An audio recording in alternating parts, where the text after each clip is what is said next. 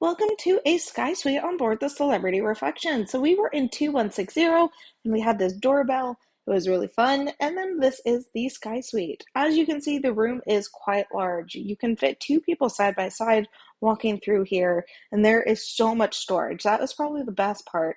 We were only on a 4-day cruise, and honestly, we didn't even use the second section because there were so many drawers. It was great.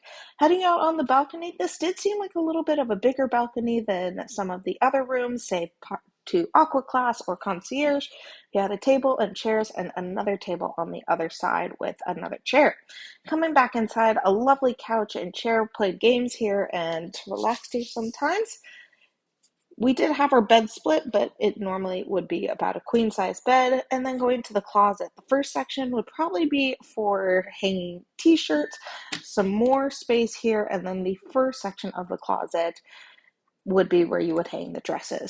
Overall, the room was very spacious, but the one thing that stood out for us was the amount of storage. Also, in the bathroom, we were surprised that we had a bathtub in there because we did not expect that in the Sky Suite. Overall, again, there was so much storage, so much space, and it was a great room. We would definitely recommend it on your next celebrity cruise.